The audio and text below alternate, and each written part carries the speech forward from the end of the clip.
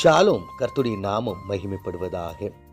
கர்த்தருக்குள் பிரியமானவர்களே, வேத வசனம் இப்படியாக சொல்லுகிறது: சிதறடிக்கிறவன் உன் முகத்துக்கு முன்பதாக வருகிறான்.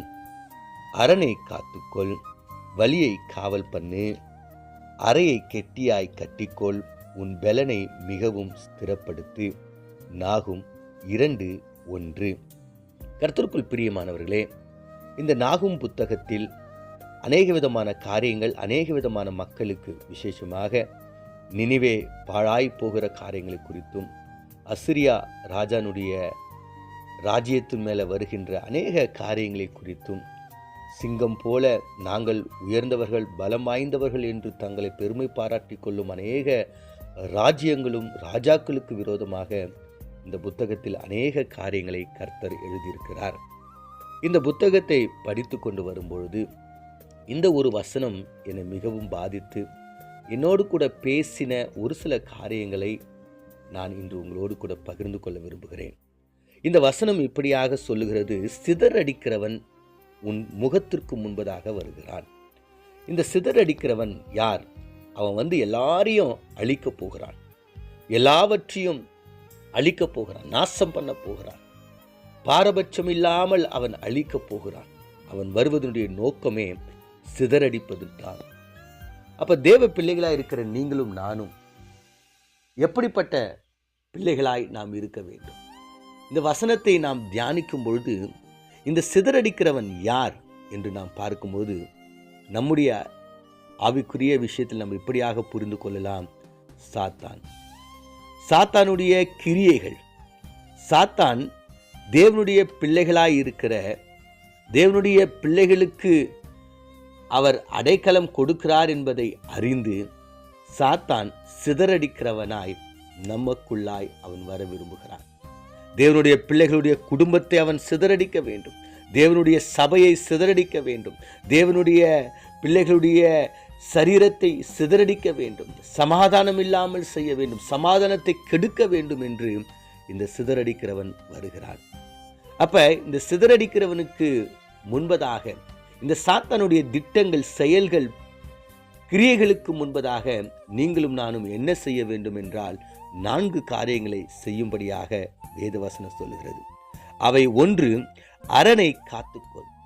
உன் அரணை நீ காத்துக்கொள், உன்னுடைய வீட்டை நீ காத்துக்கொள். அதுதான் நமக்கு அரணாய் இருக்கிறது. இந்த அரணை நாம் பத்திரப்படுத்திக் கொள்ள வேண்டும். இந்த அரணுக்குள்ளாக எந்த விதமான சாத்தானுடைய கிரியைகளும், போராட்டங்களும், எந்த விதமான செயல்களும் உள்ள வராதபடிக்கு நம்முடைய அரணை நாம் பத்திரப்படுத்திக் கொள்ள வேண்டும். அது சரீரமாயிருக்கலாம், இல்லை உலகத்தில் காணப்படுகின்ற வீடாயிருக்கலாம். 2வது, வழியை காவல் பண்ணு. நம்ம வீட்டுக்கு வாசல் பார்த்தீங்கன்னா அது பத்திரமாய் பலமாய் இருக்க வேண்டும். தேவன் சொல்லுகிறார், வழியை நீங்க பத்திரப்படுத்து. ஏன்னா சாத்தான் சிதறடிக்கிறவன் அதன் வழியாதான் வருகிறான். கர்த்தருக்குள் பிரியமானவர்களே, 1வது அரணை நாம் காத்துக்கொள்ள வேண்டும். அது மாத்திரமல்லாமல் வாசல்களை நாம் காவல் பண்ண வேண்டும். எப்பொழுதும் அந்த சிதறடிக்கிறவன், அழிக்கிற சாத்தான், அவனுடைய கிரியைகள் என்னுடைய வீட்டுக்குள்ளாய் வந்துவிடும் என்று வாசலை நாம் காக்க வேண்டும். அறையை கெட்டியாய் கட்டிக்கொள்ளுங்கள் என்று சொல்லுகிறார். உங்களுடைய ஜபங்களையும் உங்களுடைய ஆவிக்குரிய காரியங்களையும் இன்னும் பலப்படுத்துங்கள் என்று சொல்லுகிறார். அதை நீங்க கட்டிக்குங்க. அதன் மூலமாக தான் உங்களுக்கு பாதுகாப்பு. உங்களுடைய பலனை மிகவும் ஸ்திரப்படுத்துங்க என்று கர்த்தர் சொல்லுகிறார். கர்த்தருக்குள் பிரியமானவர்களே, இன்றைய நாட்களில் சாத்தானுடைய கிரியைகளும் நம்முடைய வீட்டில் மிகவும் ஈஸியா உள்ள வந்துடுறாங்க. அது சரீரமாகிய வீடா இருக்கலாம், அல்லது கட்டிடத்தால் ஆன வீடா இருக்கலாம். எதுவா இருந்தாலும் சாத்தானுடைய கிரியைகள் ஈஸியா உள்ள வந்துருச்சு. போன் மூலமாக, சிற்றின்பங்கள் மூலமாக, உலக இச்சைகள் மூலமாக, சண்டைகள், சச்சரவுகள், கடன் பிரச்சனைகள், வியாதிகள், போராட்டங்கள், தனிமைகள், பயங்கள், கலக்கங்கள், திகில், எதிர்காலத்தை குறித்ததான கவலைகள், இப்படியாக சாத்தான் சிதறடிக்கிறவன் நம்முடைய வீட்டுக்குள்ளாக, நம்முடைய குடும்பத்திற்குள்ளாக, நம்முடைய சரீரத்துக்குள்ளாக அவன் வந்து அநேக காரியங்களை அவன் செய்துவிட்டான். பிரியமானவர்களே, இந்த சிதறடிக்கிறவனை உங்கள் வீட்டிலிருந்து நீங்கள் சிதறடிக்க வேண்டும். உங்களுடைய அரணிலிருந்து சிதறடிக்க வேண்டும். உங்களுடைய வாசலுக்குள்ளாக வராதபடிக்கு உங்களுடைய அறையை நீங்கள் கெட்டியாய் கட்டிக்கொண்டு உங்களுடைய பலத்தை நீங்கள் மிகுதியாய் மாற்றிக்கொள்ள வேண்டும். ஒருவேளை உங்கள் வீட்டுக்கு ஏதாவது திருடன் வரானா எப்படி நீங்கள் எல்லாரும் சேர்ந்து, தகப்பன், தாய், பிள்ளைகள் எல்லாரும் சேர்ந்து அந்த சாத்தானை, அந்த திருடனை நீங்கள் வெளியே அனுப்புவதை போல சாத்தானையும் சாத்தானுடைய கிரியைகளையும் திட்டங்களையும் செயல்களையும் இயேசுவின் நாமத்தினாலே உங்களுடைய சரீரத்திலிருந்து, உங்கள் குடும்பத்திலிருந்து நீங்கள் வெளியே அனுப்பும் பொழுது கர்த்தர் உங்களை ஆசீர்வதிக்கிறார். அவனுடைய கிரியைகளுக்கு கர்த்தர் உங்களை விலக்குகிறார். கர்த்தருக்குள் பிரியமானவர்களே, இது வேற ஒரு விஷயத்தில் சொல்லப்பட்டிருந்தாலும் இவை நமக்கு ஒரு ஆவிக்குரிய விஷயமாக நாம் எடுத்து புரிந்து கொள்ளும் பொழுது எவ்வளவு ஆசீர்வாதத்தை தருகிறது. ஆம் பிரியமானவர்களே, சிதறடிக்கிறவன் இன்னைக்கு நம்ம வீட்டில் உட்கார்ந்து இருக்கிறான். சிதறடிக்கிறவன் இன்னைக்கு நம்முடைய இருதயத்தில் உட்கார்ந்து கொண்டிருக்கிறான். அந்த சிதறடிக்கிற சாத்தானே, அழிக்கிற சாத்தானே, அவனுடைய கிரியைகளையும் இயேசுவின் நாமத்தினாலே நம்முடைய வீடுகளில் இருந்தும் நம்முடைய சரீரத்தில் இருந்தும் நம்ம வெளியே அனுப்புவோம். கர்த்தர் உங்களுக்கு உதவி செய்வார். கண்களை மூடி நாம் ஜெபிப்போம்.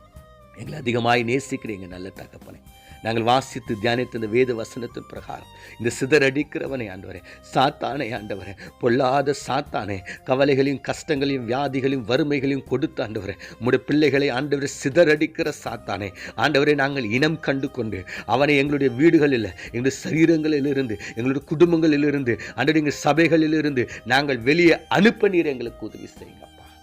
உம்முடைய பெரிதான கிருபையினாலே எங்களுக்கு இறங்கி ஆண்டவரே சாத்தானை ஜெயிக்க நீர் எங்களுக்கு பலன் தரும்படியா இயேசுவின் மூலம் ஜெபிக்கிறோம் நல்ல பிதாவே.